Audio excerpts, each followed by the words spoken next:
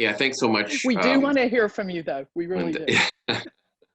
Yeah, there's been some very funny things on the radio about people trying to manage Zoom calls. Yeah, no, it's really a pleasure to be here. And did you want me to sort of jump right into things, Linda? I do, Bruce. Let's jump right into it. We have 250 people with us right now. And Okay. the question I just asked is, how's it unfolding in Ottawa?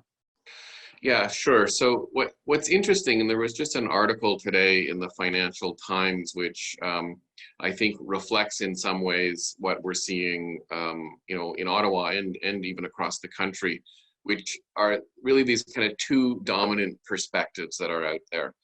And, one is represented by people who are saying, this is no time to deal with climate change. We have a jobs crisis on our hands. We have an economic crisis. We have an oil industry crisis. We need to get people back to work as quickly as possible. So one very strong perspective on that side of it. And on the other side of the ledger, we have people who are very much behind this idea that this is going to be a once in a generation, multi-billion-dollar public expenditure on the future of Canada. And we better make sure that we are investing in the future, we're investing in sustainability, we're investing in the future competitiveness of our country, not kind of digging ourselves back into economic holes that aren't going to get us where we need to get to.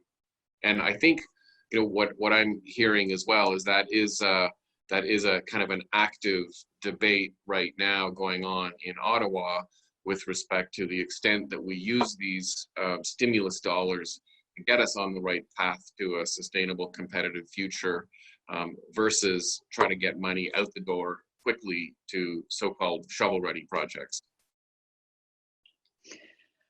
That's a very interesting divide you're describing. So can you go into a little bit more detail about like who's on which side of that divide? And, it's always an interesting question when we think about these things together. A big question is, what can one person do? What can one Canadian do to help influence this? So who do we reach out to if we have opinions about it? Yeah, that's a great point. I think in times like these, it's, I'm in some ways, I feel for the government. This is is a tough challenge for the country. It's a tough challenge for a lot of people. And I know, because I do work very closely with people in government, that a lot of thoughtful people are trying to think this through. I would say that, typically you see these things dividing up in, kind of the finance side of government. My understanding is that, Chrystia Freeland, for example, is, very concerned about Alberta and the oil industry. So perhaps lining up a little more on that side of the ledger. Finance typically lines up on that side of the ledger. And then, of course, on the other side, we see, the leadership coming from, people like Catherine McKenna and John Wilkinson and Stephen Guilbeault, who are, well known for their strong views on the environment. So I think, my hope is that there will be, some thoughtfulness put to, trying to make sure, and this is really, we can get into some of the things we're working on right now, that we maximize the extent to which we can do both as well as we can. It's not either or, but certainly, and I'm happy to get into it, Linda, the idea of just bailing out big corporations is not the way to go, and there's strong evidence that that's not the way to go. So, but is part of that evidence, Bruce, is that being proven out south of the border? Well, I that think you're talking about bailing out big corporations. Yeah, so I know, and I'm going to reference, there's some work that was done, a lot. What's interesting is there was a lot of work done looking at the post-2008-2009 financial crisis and the kinds of reactions that we had. It's important, first of all, I'll just state that this is a very different situation. One particular example that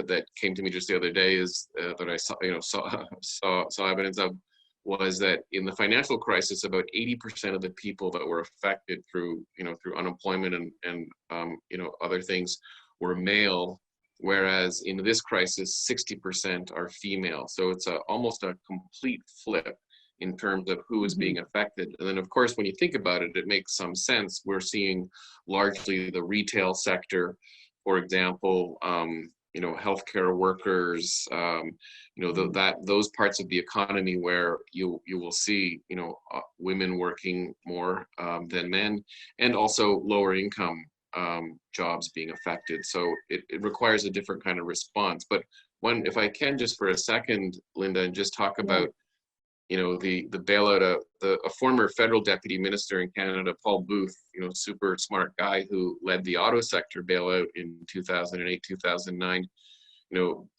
has written on the results of that and basically said that, it really isn't the job of taxpayers to bail out corporations. It certainly isn't the job of taxpayers to bail out executives, financial managers, equity holders, et cetera. It's really to limit the potential of major businesses in the economy failing. That companies really should be looking at private capital, not public funds. Public funds are only a last resort. And if they are used, they need very strong conditions in terms of severely limiting the pay and eliminating bonuses for executives.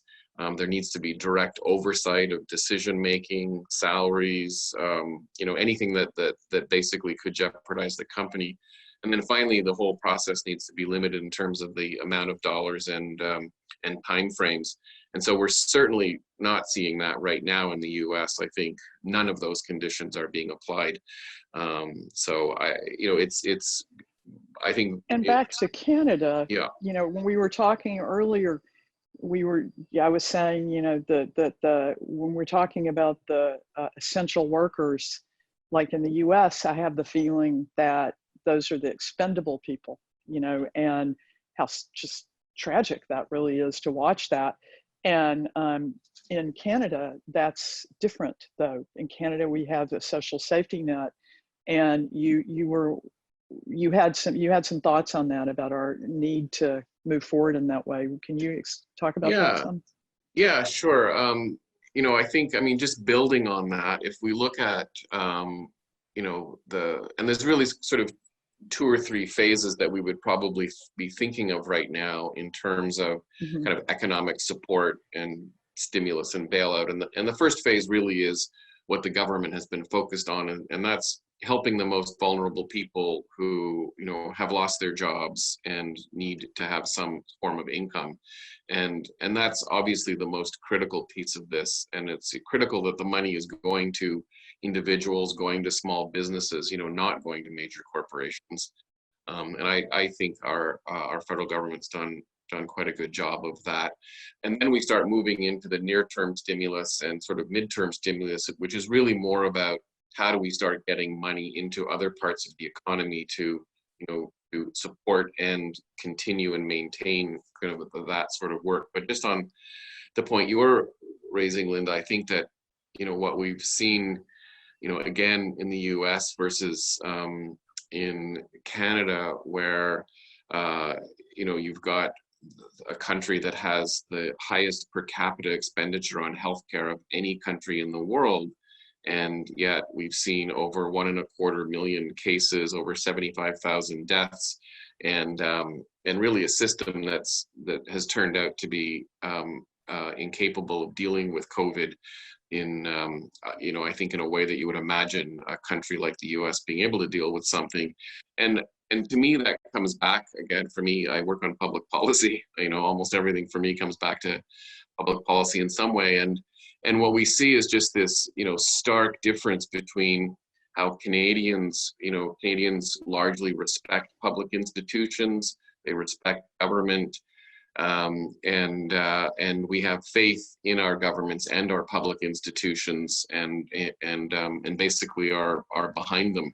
And of course, in the U.S., they probably have the lowest respect for public institutions, you don't have public health care, you don't have public universities, you don't have public, respect for government, and that translates also into no respect for science.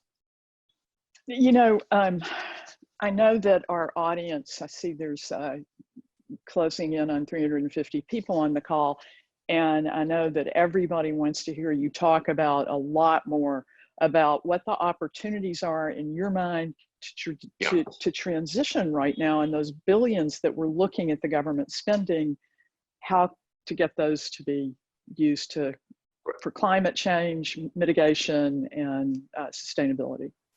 Yeah, and that's great, because that is what I'm spending most of my time on. What's interesting, I think, for many of the organizations that I work closely with over the last number of years, as you said in the outset, we've been really trying to think through what is a smart way for Canada to transition to a low carbon future that is also going to create jobs.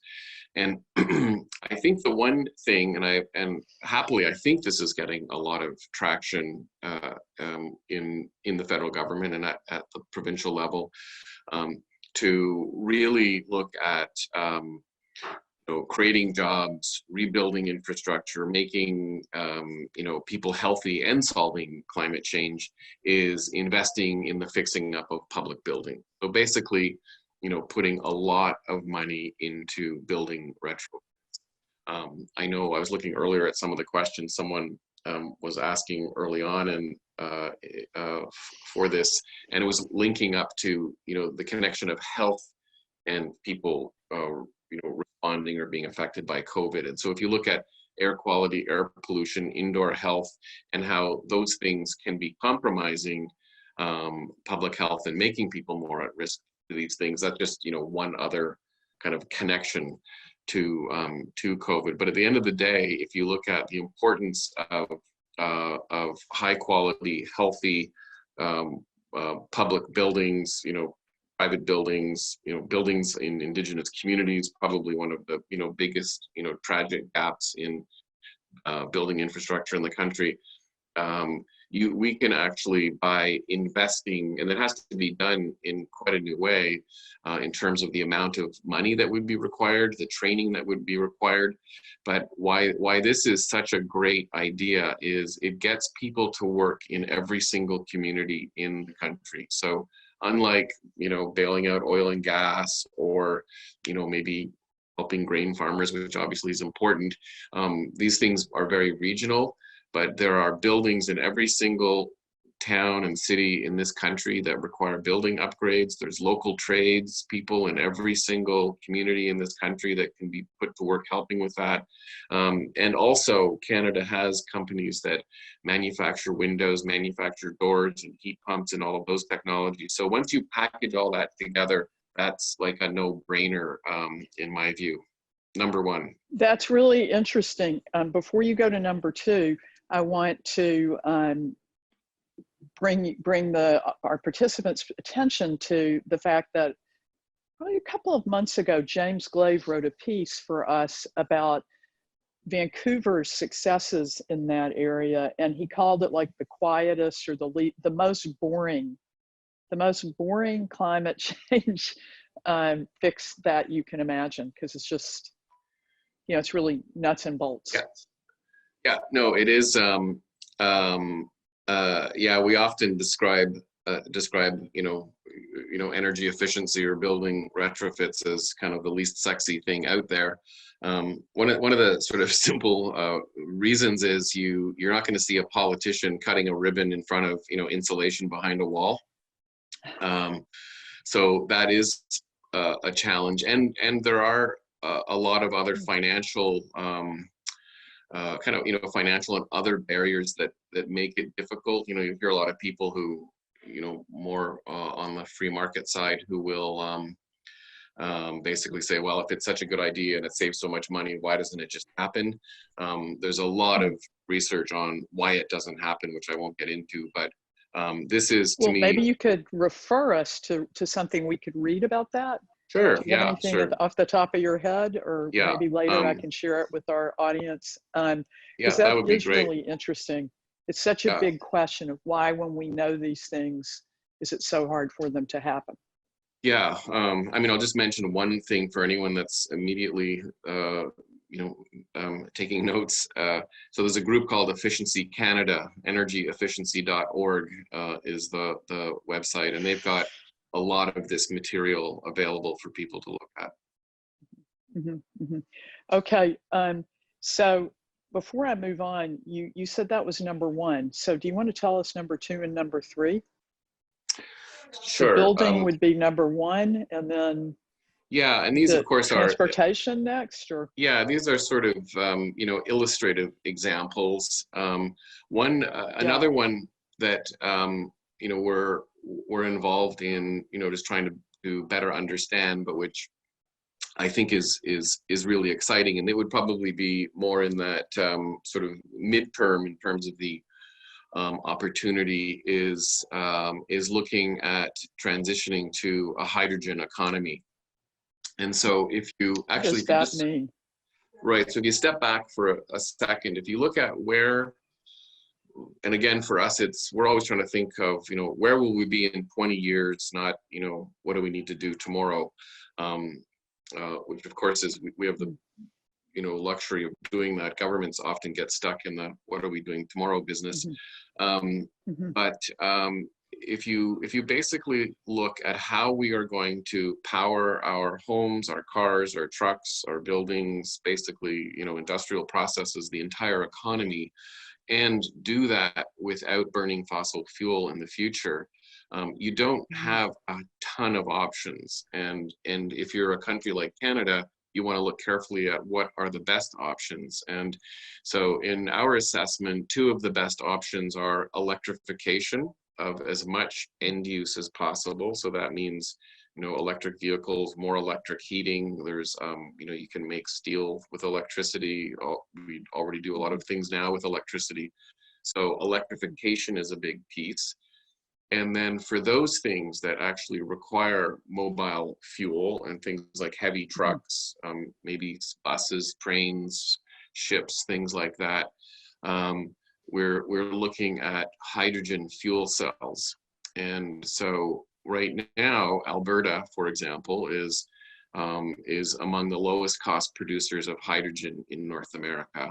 Alberta also happens to have a whole lot of people working in the oil and gas sector who understand, how you store fuels, how you transport fuels, how you build pipes, how you, use, ground-based storage systems.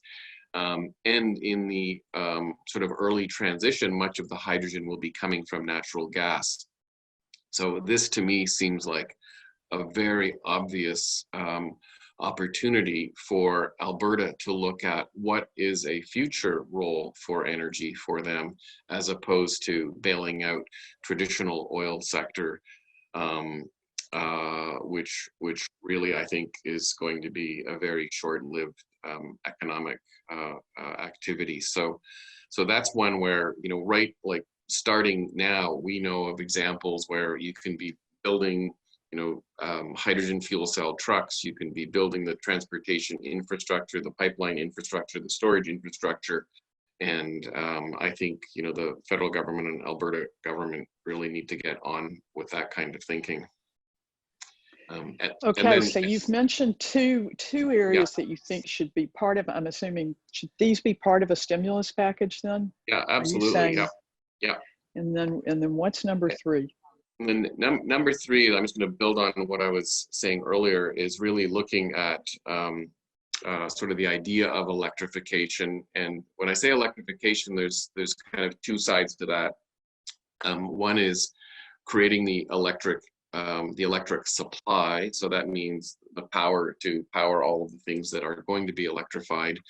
And you've probably heard conversations about the need to create kind of like a national grid, which is, if you get into conversations with technical people, we will never have a national grid in the way we have a Trans-Canada highway.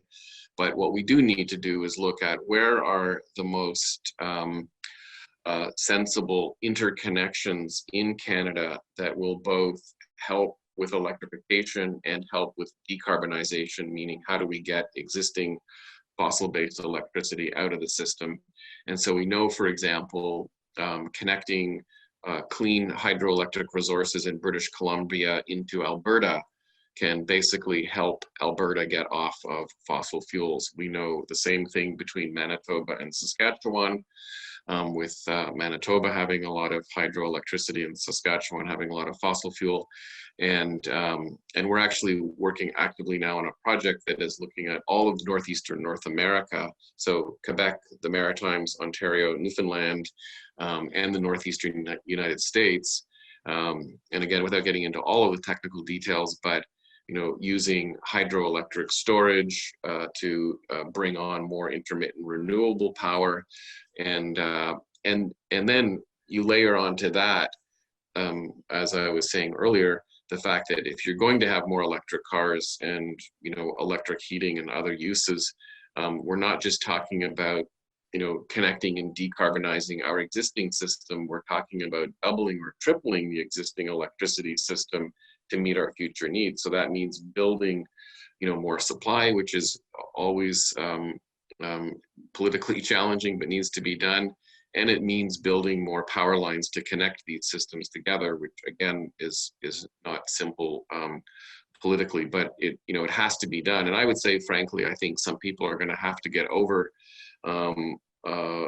their historical NIMBY issues and not wanting any kind of power in their backyard, because we're going to need a lot more, and we're going to need it all over the place. Bruce, thank you so much. I'm seeing a growing number of people coming on to this Zoomcast. And so I just want to take a moment to say, once again, I'm Linda Solomon Wood. I'm with the National Observer, and I'm talking with Bruce Lourie, who is president of the Ivey Foundation and a leading environmental thinker.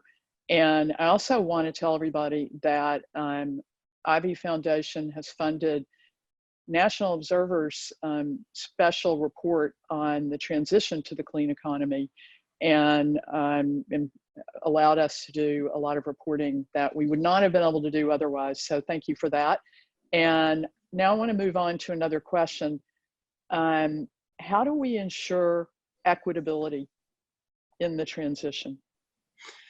Yeah, I think that is a critical piece of this. And as you and I were discussing at the beginning of this call, this particular crisis, unlike the financial crisis, has much more significant implications for equity in the country in terms of the kinds of people who are being affected. The most vulnerable, more women, people who are in more precarious employment situations, people maybe without the kind of access to services or healthcare that are needed. So I think that is one of those another example where for funds that are going out or public investments that are being made, a focus really has to be on who are the people who are most vulnerable, and putting money directly into their hands or directly into the hands of people who are helping them directly. So again, it's just a reinforcement of, not providing large blanket corporate bailouts. That isn't really going to help the people who are most at risk. And one example for me, I'm not so close to this issue, but we are working on a sort of a coalition of groups across the country working with farmers. And so, you have, I think what this crisis has also pointed out to many people, I was rather shocked to hear that something like 90% of all meat production in Canada comes out of 3 meat processing facilities. Wow. And all 3 of them are foreign owned. So if we're bailing out people who are in need, we need to be looking at the individuals, not supporting the executive pay compensation for foreign owned multinational companies operating in Canada. And then of course the bigger question is, how did we get to the point of having such corporate control, foreign corporate control of our food source, right? Like it should be, I'm like, this is something where I was legitimately shocked when I read some of the statistics, and it's only What come out. countries are controlling them? What are the three Well, countries? the to be honest, I only know two: the U.S. and Brazil. But the Cargill facility, for example, in Alberta, right, which with all the COVID cases, so you've got huge companies like Cargill, one of the largest companies in the world, and then you have to dig, without getting into all the details again, but digging back into how did we get here? How do we have so much corporate control of our own food system? What are the policies that led to the closing down of local meat packing plants, local abattoirs, local food systems? And so if we're looking at bailing these things out, I think we need to be putting in conditions that, and across the board, I'm just using this as one example, but conditions that think through food security, think through sustainability, equity, support for farmers, support for young people entering farming, not just returning to a system that I think was, quite broken. These are just such huge issues. And, I think a lot of us are hoping that we somehow come out of this, moment that kind of felt like this enormous crash and burn, with something new, that we have, that maybe 100 new meat packing facilities. If we're going to rely on meat, we'll come out of it, and then more localization. But I have one last question, Bruce. I see a lot of questions from our participants. So my last question is, you wrote a column for us about a month ago, and one of the things you forecast really was that we were going to have, why wasn't the government doing more? I think I got this right, and correct me if I'm wrong. About all the nursing homes, the old age facilities, and that COVID was showing up, and that now is where and so I'm just wondering, not to get you to go back to that, but if you look into the crystal ball right now, what do you see? Yeah, so basically that, what concerns me, and why I was highlighting nursing homes over a month ago was often governments don't do enough analysis of where are the most important places to put money, or where is the most risk. And I don't quite understand it. I figured, like, if I identified nursing homes over a month ago, why didn't the government? Just crazy. I don't work in the field. But at the same time, so there's, again, looking back at some of the experiences, and there was a whole movement for green stimulus post-financial crisis, and a new Green Deal post-financial crisis, and a revamping of the financial system, et cetera. Like, very little really happened that was meaningful.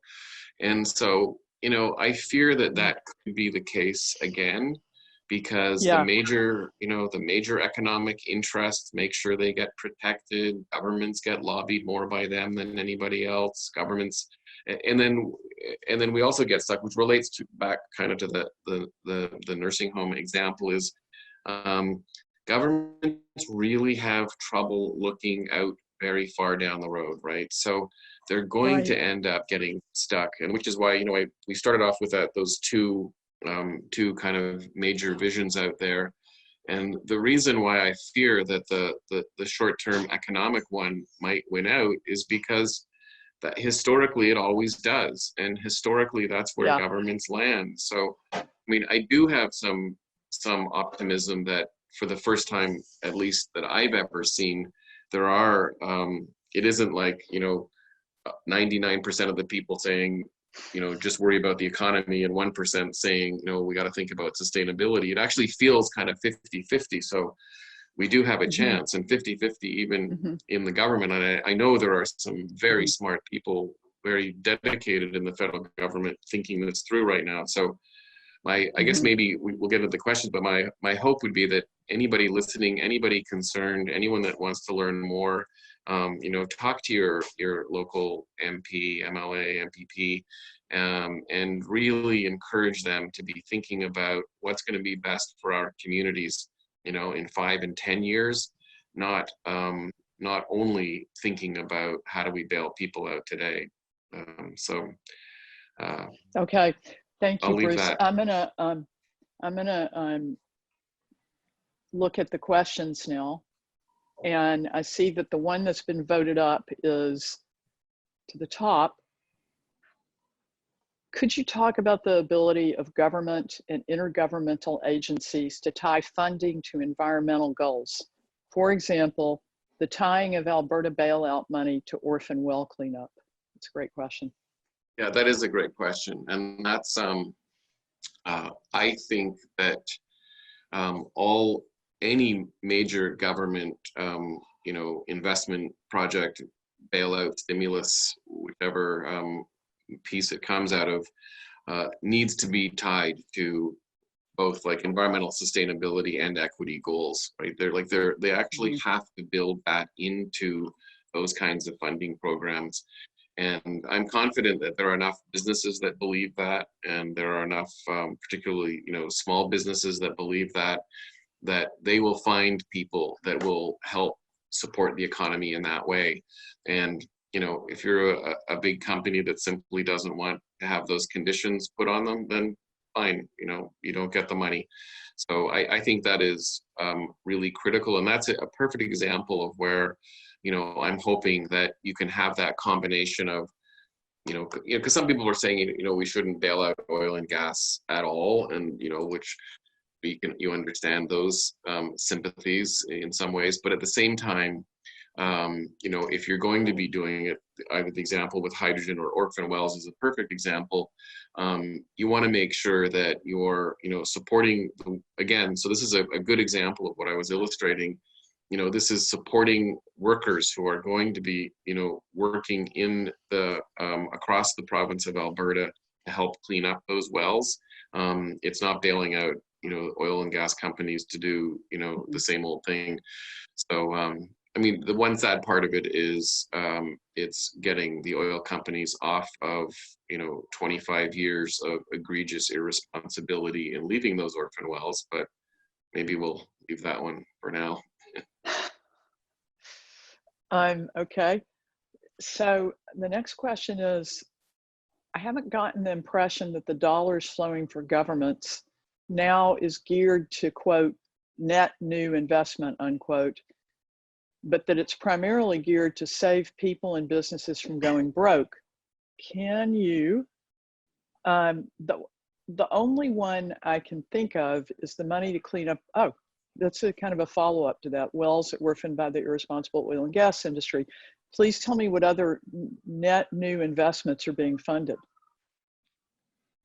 I think, that's a good question. And I would say that as, when I mentioned that we're kind of going through these different phases, and phase one basically is exactly as you've described it, which is, helping people in crisis, getting money into the hands of people who either are small businesses trying to pay for their employees, people trying to pay rent, some of the emergency money that just went into the agriculture sector. So we haven't yet seen those new investment funds come out. And so the examples that I'm giving around, hopefully, billions for building retrofits and, other, whether it's, helping municipalities buy electric buses or helping the electric bus sector or, hydrogen, et cetera.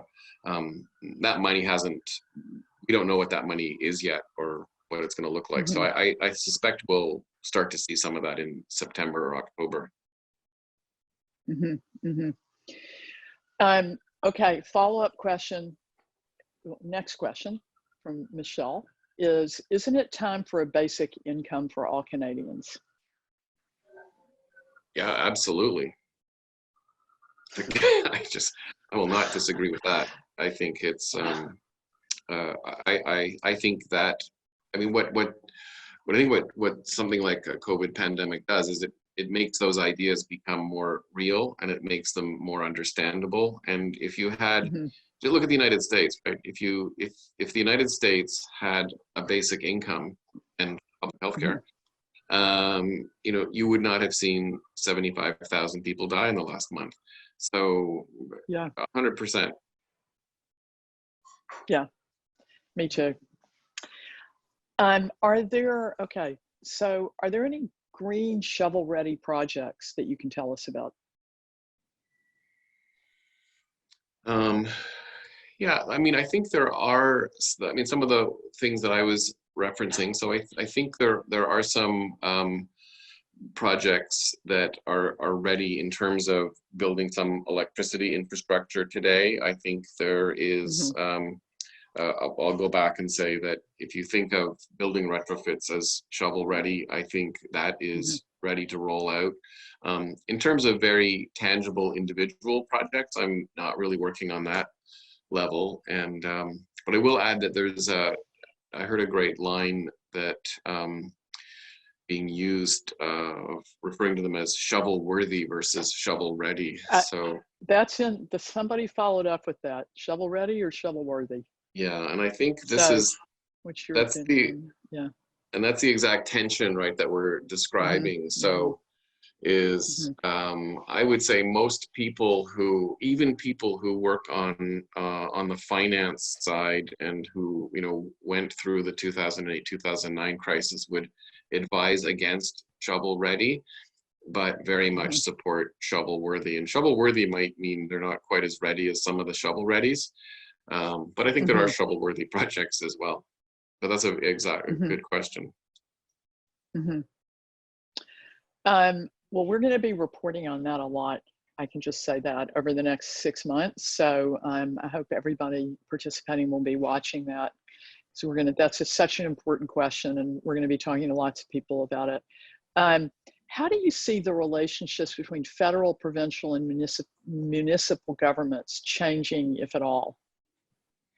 Yeah, I mean, well, we've seen a pretty remarkable change already in terms of, I live in Ontario, and watching, just the change in tone and relationship between the Ontario government, the premier here, and the federal government has really been remarkable. So one can only hope that that continues. I guess we're how political we want to get on this. I mean, I think we're not seeing it so much in the the federal conservative rhetoric on things right now, but I think we're seeing a much greater understanding of the need for cooperation, the need for Canada to function as a country, less regional divisiveness. And I think, and I can tie this one to the previous question around how you might tie stimulus to objectives. Often there's a tension between the municipal, provincial, and federal dollars that flow and what kind of conditions are being placed on them. And so I'm hopeful that that's another opportunity that in cooperation with the provinces and municipalities, and with leveraging funding across all three levels of government, there can be an understanding of the need to address climate change and equity in any major public investments. Okay. How will the post-COVID era help or harm growing efforts in Indigenous-led land and marine conservation? Yeah, that's very interesting. I think that to be honest, I'm not sure exactly post-COVID. I would say that for people working on many different issues, this hopefully is just a pivot in thinking, and perhaps in some cases funding. Again, I would, just from some of my own experiences, look at the opportunity for fixing up, housing and water systems as critical infrastructure pieces that need to be sorted out in Indigenous communities. And you know, we've done some work in the past as well, and I've been a little bit involved with the recent land protection efforts. So people are aware of, you know, Guardians programs where it's basically getting Indigenous-led land conservation efforts and Indigenous-led, you know, kind of protection and land management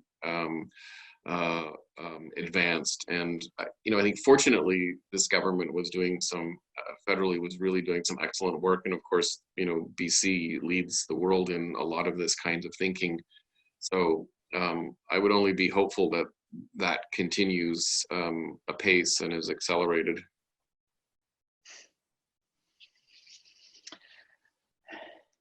So Harriet asks, in food system, long distance, just-in-time supply chains are revealed to be vulnerable to disruption. Okay,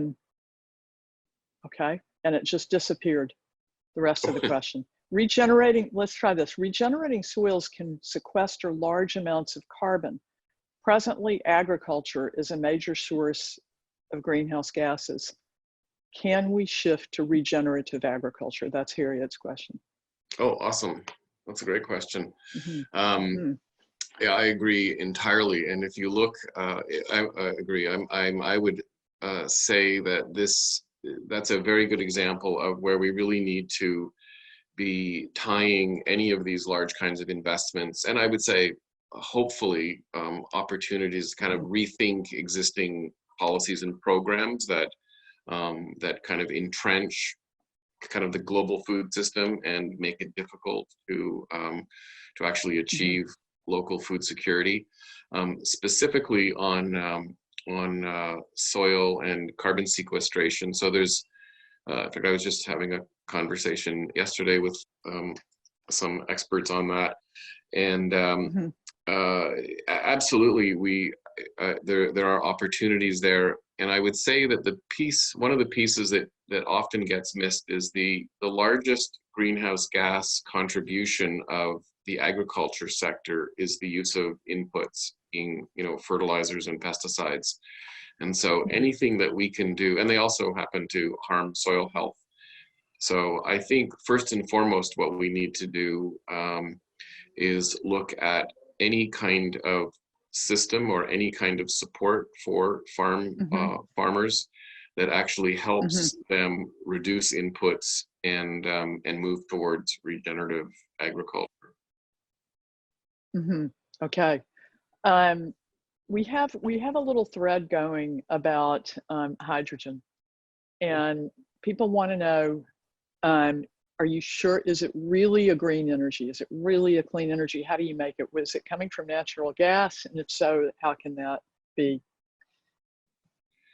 Yeah, this is going to be, you know, there will be some I guess, controversy and growing pains with hydrogen. So there's actually hydrogen comes in 3 colors. It's all actually colorless, but there are, you know, we refer to them in 3 colors. There's brown hydrogen, which is taking natural gas and making hydrogen, period. And nobody wants brown hydrogen. There's what's called blue hydrogen, which is taking natural gas, extracting the hydrogen from the natural gas, and removing all of the carbon from that process through carbon capture and storage. So that's called blue hydrogen. That's kind of the thought of as the kind of the transitional hydrogen. And there's green hydrogen, which is using clean electricity to extract hydrogen out of water. And that is the end game. So the question is, and this gets very much into our work around how you look at economies transition. It's very rare that you go from the, you know, a bad state to a perfect end state in one go. You need to build out the technologies, you need to build out the infrastructure, you need to build out the end uses, and all of those things happen over time, especially when you're talking about changing a massive energy system. So the bottom line is, yeah, there are risks, and there are people that are pushing hydrogen that isn't the right kind of hydrogen. There will likely be some intermittent hydrogen that's not so awesome. And then the end game is a really great clean system with clean electricity, getting clean hydrogen out of water and zero emissions anywhere. Well, that's so interesting. We have so many good questions here. Wow. They're really good. Okay. Really good. Yeah. So this is from Sally Ann. You guys, I'm not saying your last names because I feel like in our earlier Zoom casts, I just was garbling them. So Sally Ann asks, Bruce, how do you suggest a provincial government such as Alberta's UCP might be approached? Or can we just ignore a hostile government and do it without them on side? Yeah, you know, you always need the government on side, I would say. And part of, and this actually, you know, can link back to the previous conversation. So, you know, we know that, and in a lot of governments, and we're seeing this more too with, you know, populist governments. So if you look at, you know, Doug Ford before his post-COVID, you know, positive transformation, or you know, Kenny or Trump, right? So they say most of the time when they're talking into a microphone, they're talking to the 20% of people that they really care about. And unfortunately, they're not probably many of the 20% that, you know, we're in a conversation with now. But it's, you know, so they're basically, you know, playing politics. And then behind the scenes, there are a whole lot of very smart people who are, you know, ardent conservatives who understand public policy and understand energy and understand many of the things that we're talking about right now.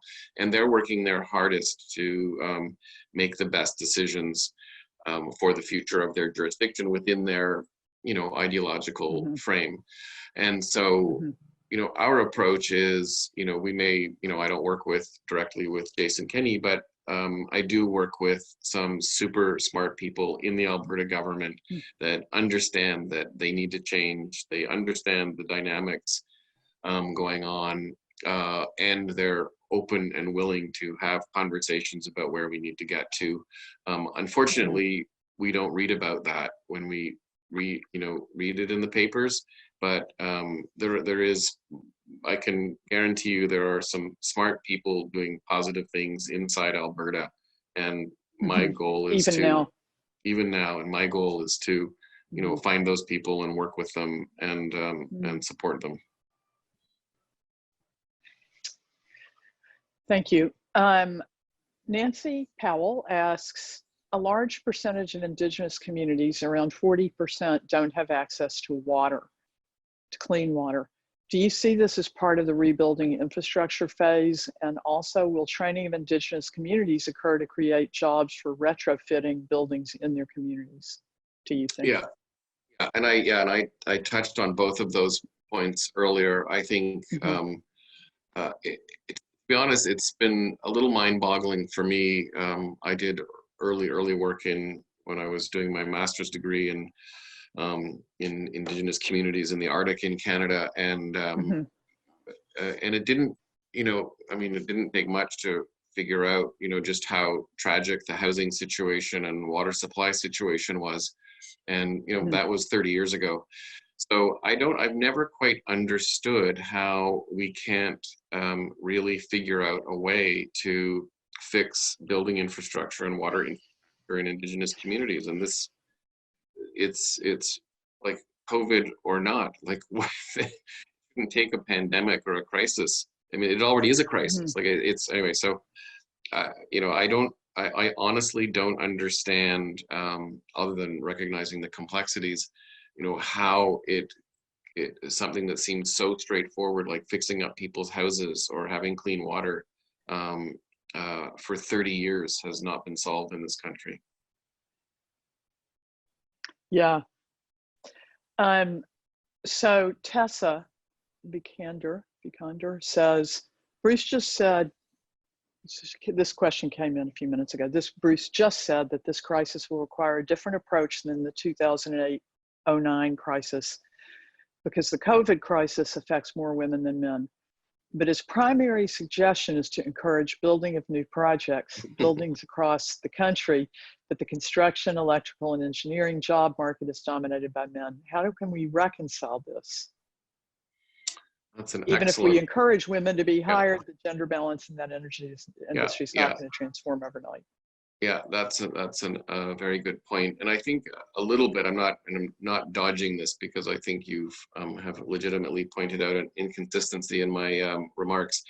So when I was referring to those phases and the immediate bailout, the money that has to go out the door immediately, which is supporting retail workers and healthcare workers and others that are dominated by women, that money needs to be done carefully and thoughtfully and getting into the right hands of the right people and understanding the role that those people play, in their communities and families. So, I was thinking of that being a little bit more the, if you want to call the kind of emergency bailout segment of this.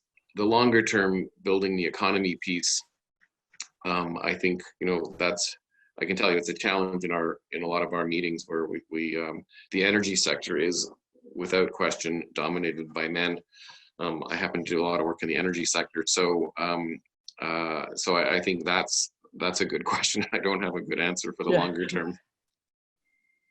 Okay, there's some great questions still here, and we're running out of time. So I'm going to give you throw two questions at you and let you can try to answer both of them. And these will be our last questions. So Michael asks, does the crash in global oil prices make it easier or harder for governments in Canada to envision a future economy without a smaller fossil fuel sector, sorry. And then the second question, which is an interesting follow-up anyway, is there a chance TMX, CGL, or Site C could still be canceled?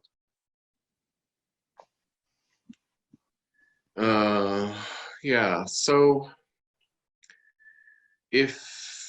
those are very good questions. A lot in there. And I guess it goes back again. I was going to go back to the very beginning of those two different views of the world.